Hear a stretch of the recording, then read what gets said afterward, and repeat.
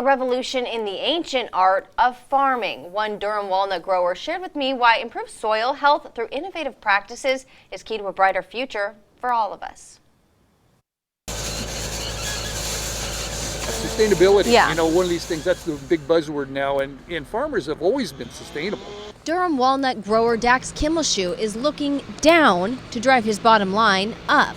Walnuts are his main game, but each fall he fills the soil around his trees with what looks like, well, a bunch of weeds. It's a oats, and there's the real little tiny ones, the little beige ones in there. These ones? Yeah, that's brassica, that's mustard or radish. Okay. And they actually get to be the biggest. The tiny seeds quickly grow into a cover crop.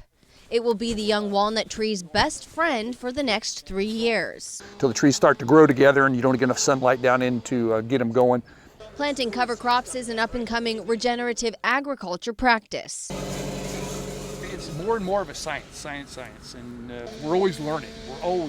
It's extra work, but Kimmelshue says it adds diverse microbes to soil depleted by single-crop farming. These orchards in Durham area have been in the ground for over 100 years. The ones, not the same trees, but rotated generation after generation. Chico State Center for Regenerative Agriculture wants to get more local growers to regenerate soil for their own good. Professor Cynthia Daly says every 1% increase in soil organic matter improves its water holding capacity by 2,000 gallons per acre. That means fewer irrigations, a benefit in this drought emergency. And that's just one upside. We feel it's worth their investment. We've done it for like 6 or 7 years now, cover crops, and been very happy with the results from it. Yeah. Benefits the soil. The brassicas, the mustard and radish, actually are a pesticide. Kimmelshue says in spring, when they cut the cover crop and grind it into the soil, some of the plants ward off nematodes, a type of worm. So what's next? He's looking into new techniques that grind old orchards into the soil. All these things we're looking at and trying to help, change. Like they used to burn all the rice straw, everything. Right. I mean, I remember days and days of smoke. Now they incorporate it back into the ground. For those who need an extra push to get on board, new help is available. Chico State scored a $7 million grant through the Natural Resource Conservation Service to boost regenerative practices.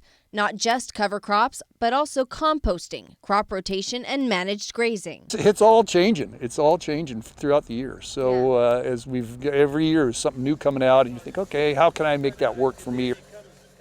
That NRCS grant funding should be available to local growers by this January 2022. If you're interested, you can come out to see a cover crop demo at KKNR Ranch. That's Thursday, January 6th from 9:30 a.m. to 11 a.m. Find this story on our website for details on that and the grant application.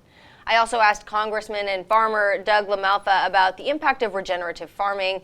He says in part, farming innovation means needing fewer resources to grow more food, and that cover crops increase efficiency of the land and water. He says he supports voluntary integration of different practices.